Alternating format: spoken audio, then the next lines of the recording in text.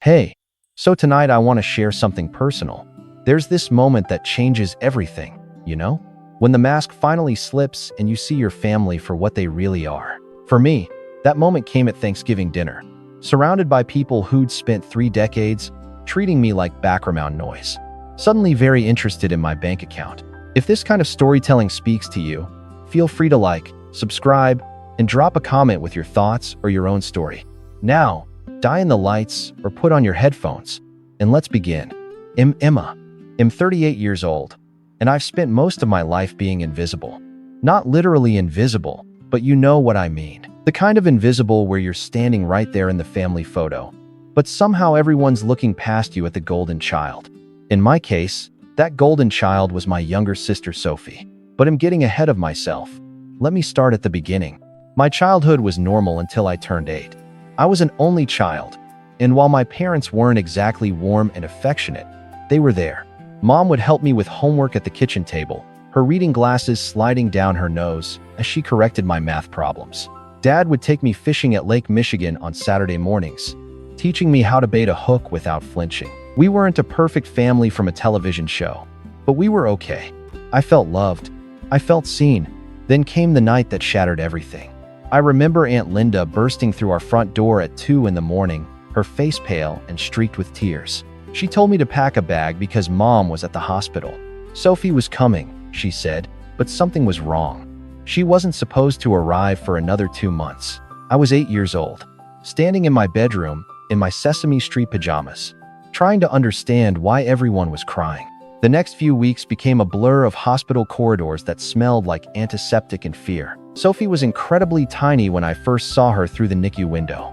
She looked like one of those realistic baby dolls, except she was attached to more wires and tubes than I could count. I wasn't allowed to touch her. I wasn't allowed to get too close. That's when I first felt it, this invisible barrier forming between me and the rest of my family. It was subtle at first, like a sheet of glass you don't realize is there until you walk into it. When they finally brought Sophie home, our house transformed into something unrecognizable. Mom became obsessed with germs in a way that bordered on pathological. She installed industrial rammed air purifiers in every room. Hand sanitizer dispensers appeared on every wall like bizarre home decor. She cleaned constantly, the harsh smell of bleach permeating every corner of our house. Even now, decades later, that smell makes my stomach turn. But here's the part that really damaged me. The part that shaped everything that came after. Whenever I showed even the slightest hint of being sick, I was immediately exiled. A single sneeze? Pack your bags. A slight cough? Off to Grandma Rose's house you go. A scratchy throat? Aunt Linda would pick me up within the hour. At first, I thought it was kind of fun. Grandma Rose made the best chocolate chip cookies, and Aunt Linda had an entire bookshelf filled with mystery novels that I devoured one after another. But kids aren't stupid. Eventually, you start to understand what's really happening. You're not being sent on little adventures. You're being treated as a threat. You're being told, without anyone actually saying the words, that your mere existence could harm your precious sister. That your health, your wellness, your vitality makes you dangerous. I tried so hard to be good, to be worth keeping around. I brought home straight, as on every report card. Mom would barely glance at them, too busy checking Sophie's temperature or calling another specialist. I won first prize at the school science fair with a project about solar energy. Dad asked if I could keep the display board in the garage because Sophie might be allergic to the paint fumes. Is that even a real thing? I never found out. The moment that broke something fundamental inside me happened when I was 12. I'd spent months practicing for the school talent show, teaching myself to play Imagine on the piano. I practiced every single day after school, my fingers moving over the keys until I could play it perfectly. The night of the talent show, Sophie spiked a fever of 99.1 degrees. Not even 100. 99.1. Guess who didn't have anyone in the audience?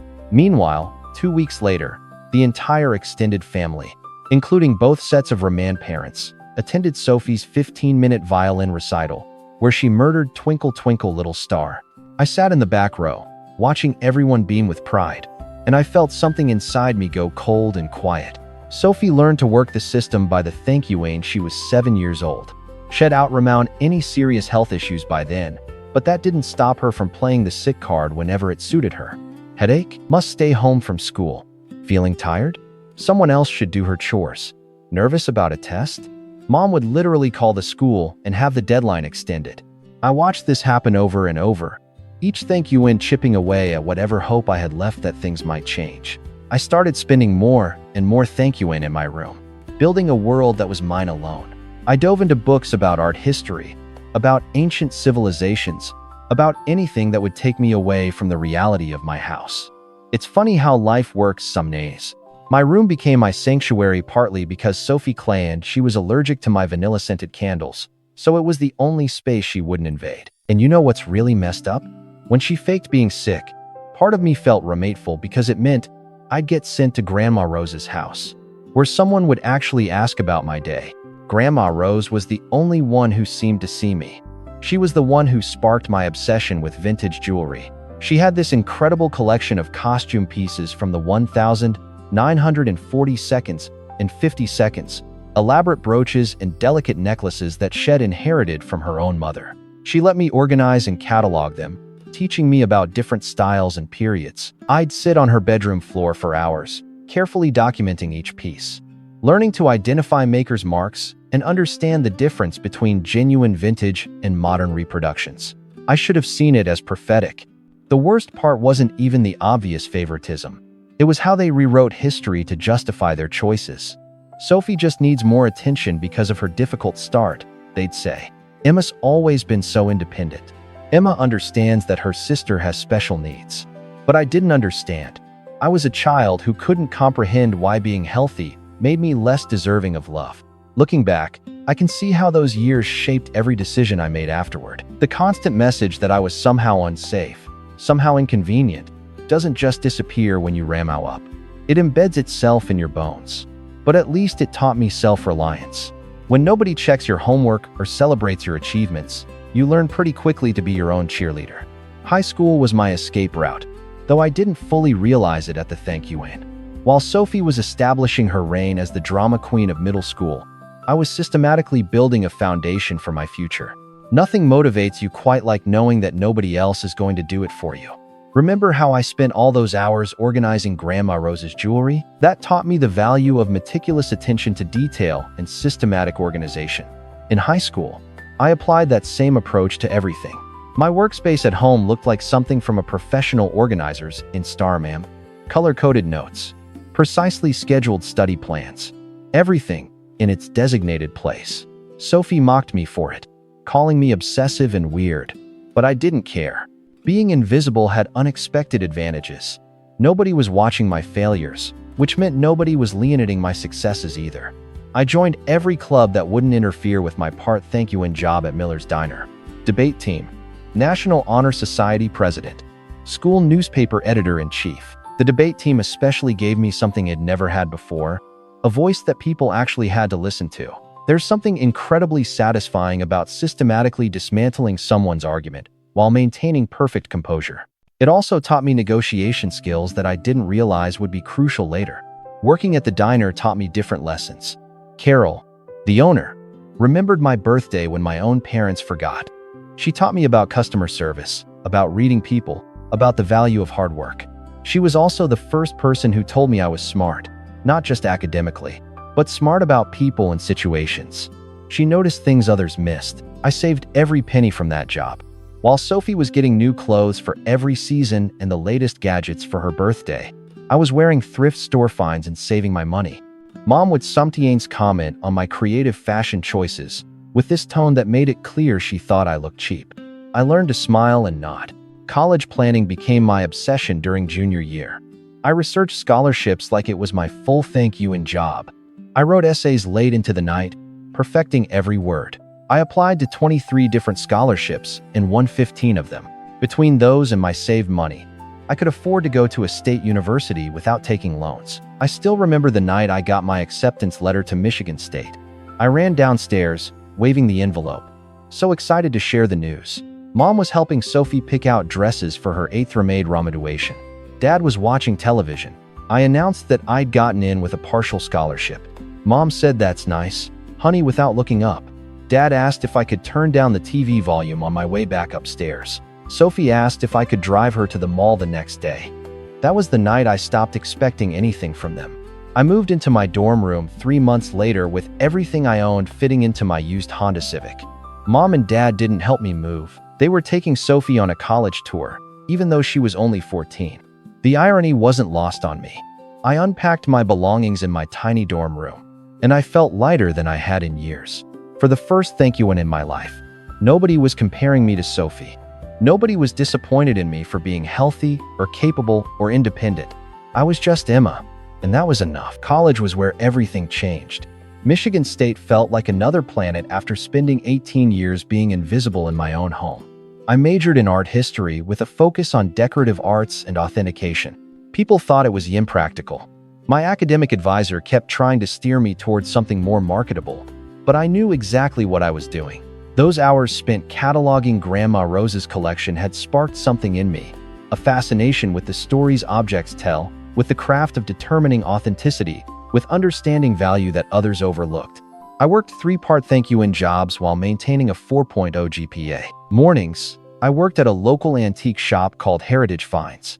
The owner, Margaret Chin, was this brilliant woman in her 70s, who'd spent 40 years in the business. She took me under her wing, teaching me things you can't learn from textbooks. How to spot a reproduction, how to feel the weight of real silver versus plated, how to examine patina and wear patterns. Afternoons, I waited tables at a restaurant near campus. Evenings and weekends, I worked at the university library. I barely slept, but I was building something. My family rarely called. Mom would text maybe once a month, usually to inform me about something Sophie had accomplished. Sophie made the honor roll. Sophie got the lead in the school play. Sophie was being recruited by colleges I couldn't have dreamed of affording. I'd send back polite responses, congratulating my sister, asking how everyone was doing. The responses were always brief. "We're fine. Sophie's busy. Talk later." I stopped initiating contact after the first year. Nobody noticed. Sophomore year, Margaret offered me a proposition. She was getting older and wanted to start training someone to potentially take over the authentication side of her business. She couldn't pay me much more, but she'd teach me everything she knew. I jumped at the opportunity. For the next 2 years, I spent every spare moment learning the trade. Margaret had contacts throughout the Midwest: estate sale companies, auction houses, private collectors. She'd bring in pieces for authentication and walk me through her process, testing my eye, correcting my mistakes, pushing me to trust my instincts. One weekend during junior year, we drove to Chicago for a major estate sale. The family was selling off their grandmother's belongings, including what they thought was costume jewelry. Margaret examined one particular necklace for maybe 3 minutes before looking at me with this gleam in her eye. She didn't say anything, just handed it to me. I examined the piece, noting the weight, the craftsmanship, the patina on the gold. The stones looked like colored glass at first glance, but something felt wrong. Too heavy, too well cut. I looked up at Margaret and whispered, "These are real." She smiled and nodded. The necklace turned out to be an authentic Victorian-era piece with natural sapphires and diamonds. The family had no idea. We helped them get it properly appraised and sold at auction for $87,000. Our commission was 15%. That was the day I understood the real potential of this business. I graduated summa cum laude, with job offers from 3 museums. They were good positions, respectable, the kind of career path my professors praised. I turned them all down. Instead, I used my savings and a small business loan to open my own authentication and appraisal company. Margaret connected me with her network, vouching for my skills. I called it Verified Heritage. Mom's response when I told her, "That's nice, dear. So, it's like a pawn shop?" Dad asked if I'd be working weekends because Sophie was graduating high school soon and they'd want me to attend. The first few years were brutal. I worked 18-hour days, building a reputation one piece at a thank you in. I lived in a studio apartment that was basically a closet with a bathroom.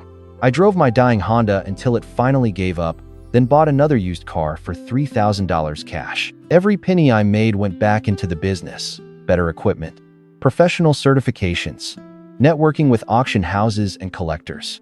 I attended estate sales on weekends, summonings driving hours to examine pieces that might be valuable. I learned to spot the difference between confident collectors who knew their item's worth and desperate families trying to liquidate a deceased relative's belongings for quick cash. I was always fair, sometimes frustratingly so. I could have lowballed people and made significantly more profit, but something in me refused. Maybe it was remembering what it felt like to be undervalued. My big break came when I was 26. A client in Bloomfield Hills brought in what she thought was her grandmother's costume jewelry collection to be cataloged for insurance purposes. As I was examining the pieces, I found something that made my heart race. Tucked in the back of a drawer, underneath layers of obvious fakes, was a Cartier bracelet. Not just any Cartier, but a genuine 1,920 Art Deco piece in platinum and diamonds. The client had no idea. Her grandmother had apparently won it in a poker game in the 1,950 seconds and had always assumed it was a convincing fake. The bracelet sold at auction for $420,000. My commission was substantial, but more importantly, the sale got attention. Suddenly, I wasn't just some kid with an antique shop. I was the person who'd found a Cartier piece worth nearly $500,000 hiding in a deceased woman's jewelry box. High-end clients started seeking me out. Auction houses began referring wealthy families to me for estate evaluations. I hired my first employee, then my second, then moved into a proper office space. By 28, I opened a second location in Chicago. By 30, I had offices in Detroit, Chicago, and Manhattan. Verified Heritage became one of the most respected authentication companies in the country. We specialized in fine jewelry, but also handled decorative arts, furniture, and art. I employed 15 specialists, each an expert in their field. We authenticated pieces for major auction houses, insurance companies, and private collectors. I was featured in trade publications, invited to speak at conferences, consulted on high-profile estate sales. And through all of this, my family remained blissfully unaware of my success.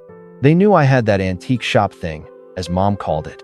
They knew I was doing okay. I sent them money every month, $7,000, deposited directly into their account. I started doing that when I was 29. After Sophie graduated from college with massive student loans and Mom mentioned they were struggling, $7,000 a month, $84,000 a year, for 6 years, over $500,000. They never once asked where it was coming from. They never questioned how someone working at that little antique shop could afford to send that much. They just cashed the checks and complained that Sophie needed help with her loans. I didn't tell them about the Manhattan penthouse I bought, or the lake house in Michigan.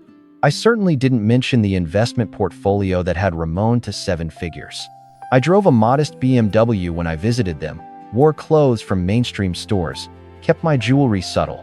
It wasn't that I was hiding my success, exactly. It was more that I'd learned long ago that they weren't interested in my life unless it somehow benefited them. So I just existed in their peripheral vision. The responsible daughter who'd figured out how to make a living doing something they didn't really understand. Sophie, meanwhile, had graduated from a private university, courtesy of loans my parents had taken out without hesitation. They'd never saved a single penny for my education, but somehow found ways to finance her expensive private school. She'd gotten a marketing degree and bounced between jobs, never quite finding her passion. She lived in a trendy apartment in Detroit that my parents helped subsidize. She drove a car they'd co-signed for. She was 33 years old and had never fully supported herself. And yet, whenever I saw her at obligatory family gatherings, she'd make snide comments about my cute little business and how I should let her give me marketing advice to help me expand beyond the local market. I'd smile and nod, and let her believe whatever made her feel superior. Meanwhile, I was authenticating pieces for Christie's and Sotheby's. I was consulting on collections worth tens of millions. I was building something real and lasting, and I was doing it entirely on my own terms. The invisibility that had been a curse in childhood had become a kind of superpower. Nobody watching meant nobody interfering. Nobody's expectations to manage except my own. Grandma Rose was the only one who knew the full truth. It told her about the business ramouth, about the big sales, about the expanding reputation. She'd hugged me tight and said, "I always knew you were special, Emma. I always knew you'd do something extraordinary." She never told the rest of the family. She understood, somehow, that I needed that separation, that I needed to build my life away from their judgment and their demands and their endless focus on Sophie. Last year, Verified Heritage had its best year yet. Revenue exceeded $15 million. After expenses and employee salaries, My personal income was substantial. My net worth had climbed to just over $12 million, spread across investments, real estate, and the business itself. I employed 23 people across 3 cities. We'd been featured in Architectural Digest for authenticating a complete Art Deco interior for a Chicago mansion. We'd consulted on a major museum acquisition. We'd helped reunite families with heirlooms they'd thought were lost forever. And my family still thought I worked at a little antique shop, barely scraping by, but generous enough to send them money every month. Sophie still made jokes about my hobby business. Mom still introduced me to people as our daughter who works with old things. Dad still asked if I'd ever considered getting a real job with benefits. The cognitive dissonance was staggering, but I'd gotten used to it. Their inability to see me clearly was no longer my problem to fix. Then came Thanksgiving, the day everything finally, irrevocably fell apart. Or maybe the day everything finally, beautifully came together. Depending on how you look at it. Mom insisted on hosting Thanksgiving this year. She does this every few years, usually when she wants to show off some new addition to the house or impress the extended family with her cooking skills. This year, she'd hired a catering company, actual professional caterers, for a family dinner. That should have been my first warning sign that something was different. My parents weren't wealthy. The monthly money I sent them covered their mortgage and bills with some left over, but hiring caterers wasn't their usual style. I arrived at 4 o'clock, as requested, carrying an expensive bottle of wine and a pie from a bakery I knew Mom liked. The house was transformed, fresh flowers everywhere, fancy place settings, even cloth napkins. It looked like something from a magazine spread. Sophie was already there, wearing a designer dress I recognized from Nordstrom's website. $2,000, give or take. I was wearing a cashmere sweater and nice jeans, my usual style, comfortable but quality. Sophie looked me up and down with this little smirk. Couldn't dress up for the holiday, Em? I just smiled. The extended family started arriving. Aunt Linda and Uncle Bob, various cousins, Grandma Rose, even some family friends I barely knew. The dining room table had been extended to maximum capacity, and there were place cards, actual place cards, like we were at a wedding. I was seated between Sophie and a cousin I hadn't seen in 5 years. Mom had clearly put thought into this arrangement. Too much thought. Dinner was elaborate. Turkey and ham, multiple side dishes, everything beautifully presented by the catering staff. Conversation flowed around me. The usual family gossip and updates. Sophie talked extensively about her new job at a marketing firm. How exciting it was. How much potential for Ramouth. Mom and Dad beamed at her like she'd just announced a Nobel Prize. When someone politely asked what I was up to, I gave my standard vague answer. Oh, still working in antiques. Staying busy. Mom jumped in immediately. Emma has this little shop. It's very cute. She does appraisals and things. I didn't correct her. Then came dessert, and with it, the moment everything detonated. Sophie stood up, tapping her wine glass with a fork like she was about to make a toast. Everyone quieted down, looking at her expectantly. She had this strange expression on her face, something between excitement and nervousness. So, she began, her voice slightly too loud. I have an announcement. Here it comes. I thought, she's engaged or pregnant or got another promotion. The usual Sophie show. I've decided to go back to school for my MBA.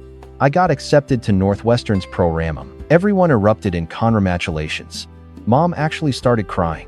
Dad raised his glass in a toast. Aunt Linda hugged Sophie tight. It was the reaction you'd expect for a major accomplishment, which I suppose it was. Getting into Northwestern is impressive. But then Sophie continued, and her voice took on this tone I couldn't quite identify. The thing is, she said, glancing at our parents, it's really expensive. Like, really expensive. And I've been thinking about how to make it work financially. My stomach dropped. I saw where this was heading a full second before she said it. Sophie turned to look directly at me, and her expression shifted into something that looked almost apologetic, but wasn't.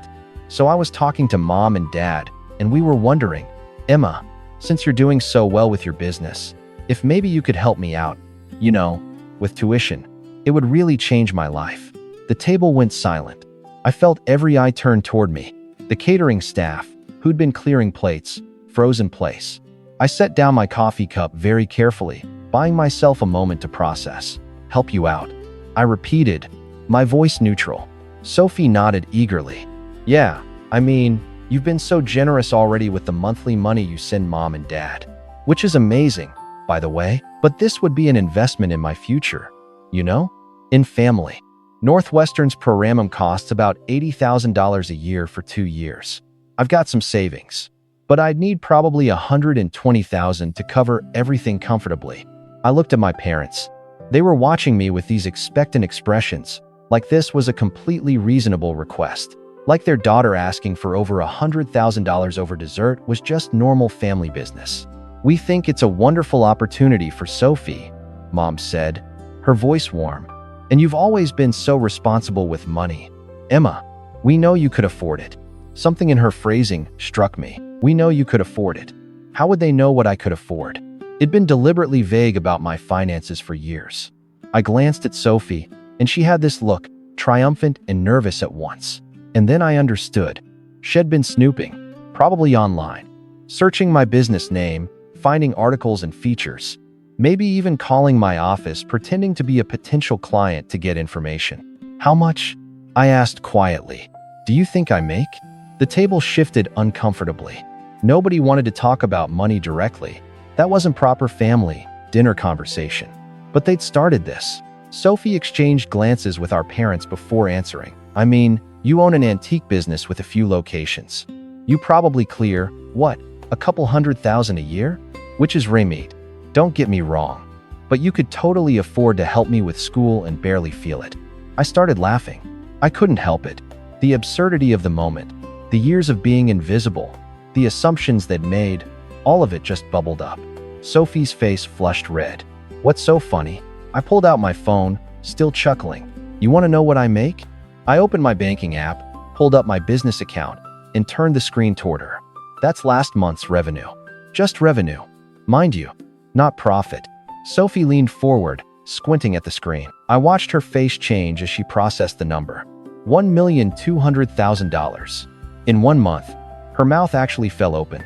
That's, she started, then stopped. That can't be right. I swiped to another screen. That's last quarter's major transactions. $485,000 for a Victorian jewelry collection. $1.2 million for a complete estate I authenticated for a Hong Kong auction house. $600,000 for consulting on a museum acquisition. The silence that fell over the table was profound. Mom was staring at the phone like it might bite her. Dad had gone pale.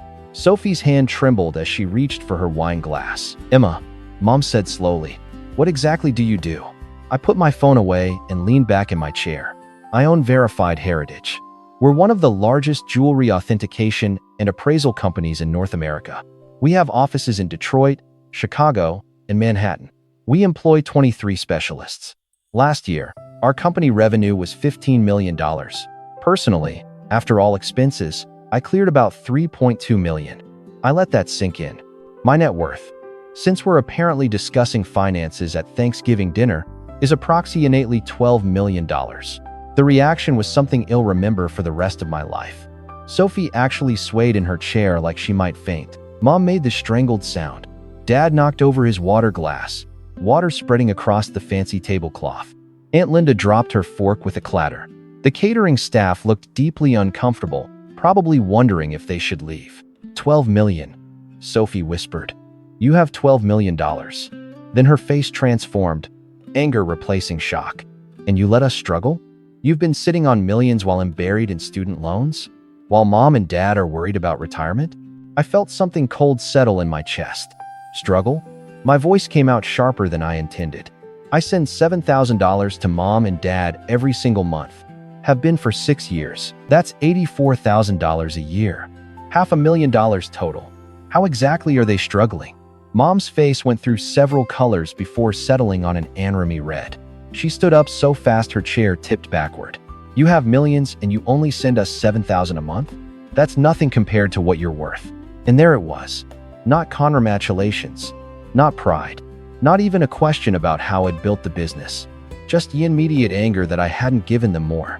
Dad joined in, his voice rising. We raised you, Emma. We gave you everything. You owe us more than that.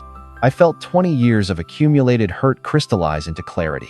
Everything? I stood up too, my hands steady despite my racing heart. You shipped me off to Grandma Rose's every thank you and I sneezed so I wouldn't contaminate Sophie. You missed every single one of my achievements because Sophie might feel bad. You never saved $1 for my college education, but took out massive loans for Sophie's private school. You forgot my 16th birthday because Sophie had a recital. That's not. Mom started, but I cut her off. I paid my own way through college. I built my business from nothing. Every single success I've had, I earned entirely on my own. And still, I sent you $7,000 every month because I thought it was the right thing to do. Because I thought maybe, somehow, it would make you finally see me. Sophie found her voice, shrill with anger. You should have told us. We deserve to know. We could have. Could have what? I shot back. Demanded more? Asked for handouts? Treated me like an ATM instead of ignoring me? The next 10 minutes dissolved into chaos. Mom screaming about family obligations and ingratitude. Dad yelling about respect and duty. Sophie crying about betrayal and fairness. Though what exactly I betrayed was unclear since I'd never promised her anything. Cousins tried to mediate. Grandma Rose sat quietly, watching me with knowing eyes. The catering staff attempted to serve coffee while looking like they desperately wished they were anywhere else. Finally, I remabbed my coat and purse. A Hermes bag that Mom had previously complied in it as a nice knockoff. I'm done, I said, cutting through the noise. I'm done being invisible until you need something. I'm done being the family disappointment who somehow funds your lifestyle. I'm done. As I walked to the door, I heard Mom call after me. Emma, wait. We need to discuss this like adults. You can't just walk away from family. I turned back one last thank you and watch me. I heard it as I closed the door behind me. Mom's voice rising above the rest. Well, she owes us. After everything we did for her, Sophie needs that money more than Emma needs another vacation home. I drove home in my sensible car, the limited edition BMW ID bought with cash last year, and felt my phone start vibrating. Text messages flooded in. The family rum-up chat exploded. By the thank you and I pulled into my building's parking garage. I had 63 messages and 31 missed calls. The texts from Mom followed a fascinating progression. 7:42 p.m. How dare you embarrass this family? 8:15. We need to talk about this rationally. 9:03. Sophie deserves a share of your success. She's your sister. 10:30. I've already called a realtor about houses in better neighborhoods. 11:45. Why aren't you responding to your own mother? Meanwhile, Sophie had taken to Facebook. She posted a massive rant about how her millionaire sister had been hoarding wealth while watching her beloved family struggle. The comment section was insane. Distant cousins I hadn't spoken to in a decade suddenly had strong opinions about my moral character. High school classmates who'd never given me the thank you and of day weighed in on family values. She actually wrote, and I quote, all those years of me trying to help Sarah with career advice, suggesting she expand beyond that little antique shop, and she was secretly wealthy. The betrayal hurt so much. I almost threw my phone across the room. Career advice? The only advice Sophie ever gave me was to try selling jewelry on Etsy. The next few days were a masterclass in family dysfunction. They started sending flying monkeys, people who barely knew me calling to lecture me about family obligation. Aunt Susan, who I saw maybe once every 3 years, called to tell me that blood is thicker than water. Uncle Mike, who I'm pretty sure still thinks I'm in high school, emailed me a lengthy essay about the importance of sharing wealth. Even distant family friends felt qualified to share their opinions on my moral failings. But the real fun started when they came to my office. Monday morning, I arrived to find Mom, Dad, and Sophie sitting in the reception area. They told Jenny, my receptionist, that they had an appointment for authentication services. Sophie was clutching her Michael Kors bag like it contained the crown jewels. Jenny looked at me with barely contained panic in her eyes.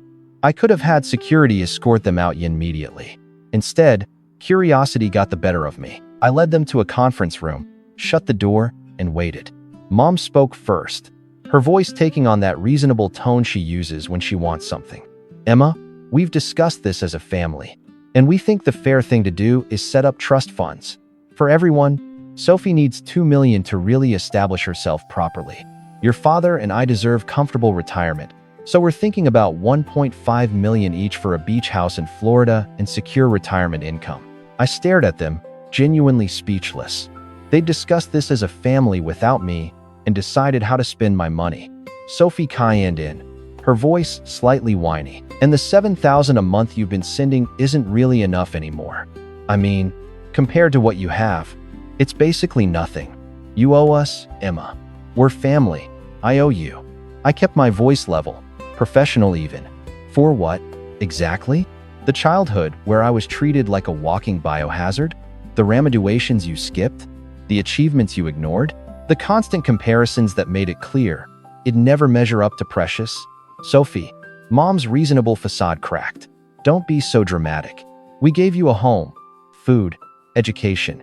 No, I said clearly. You gave Sophie those things. I survived in the margins of her story. And you know what? I'm done, right now, in front of you. I'm canceling those monthly transfers. I pulled out my phone and, while they watched, canceled the automatic payment to their account. Mom gasped like I'd physically struck her. Sophie's fake crying routine started, but stopped when she realized it wasn't working on me anymore. Then they got ugly. They refused to leave my office, raised their voices, made a scene in front of my employees. I had to call security. Watching my 60-year-old mother being escorted out while screaming about unremateful children was surreal. Jenny asked if I wanted to press charges. I said no, but I did have all their names added to the building's permanent ban list. The harassment continued for weeks. New phone numbers I'd have to block. Fake email addresses making their way to my inbox. They even tried contacting me through my company's general customer service, leaving messages about urgent family business. Finally, I had my lawyers send a formal cease and desist letter outlining potential harassment charges. That's when Mom played what she thought was her trump card. She called Grandma Rose, expecting her to talk sense into me, to remind me about family loyalty and obligation. But Grandma Rose, bless her, understood me better than anyone.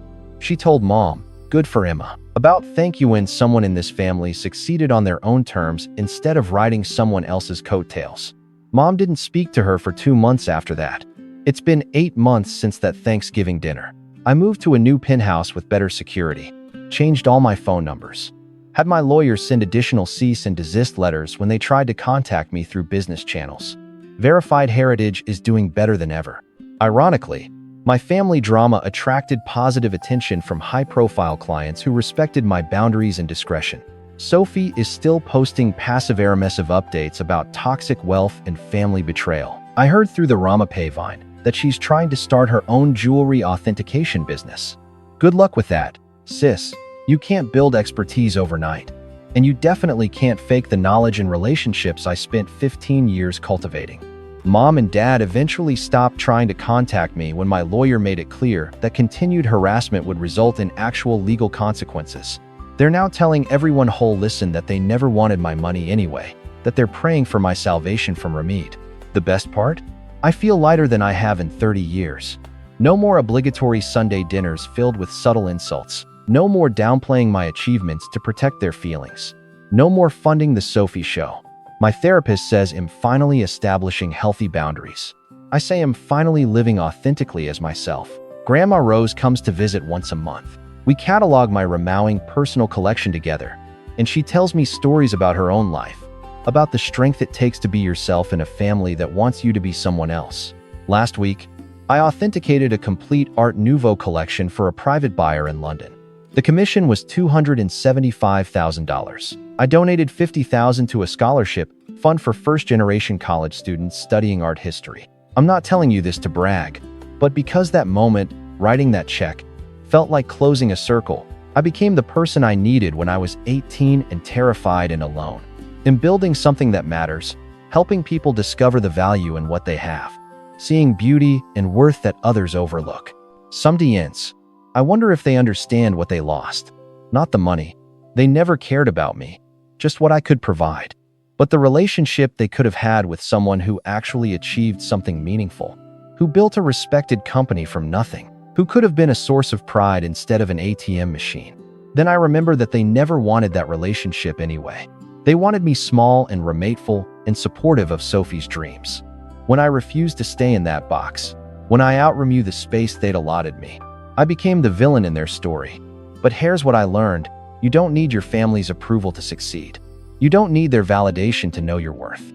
Sometimes the family you build, through friendships and mentors, And people who actually see you matters more than the family you're born into. Somebody's the healthiest thing you can do is walk away from people who treat you like you're invisible until they need something.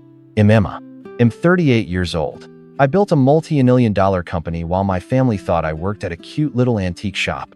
When they finally discovered the truth, they didn't feel proud. They felt entitled. So I did what I should have done years ago. I chose myself. I chose my peace. I chose a life where I'm not invisible anymore. And I've never been happier.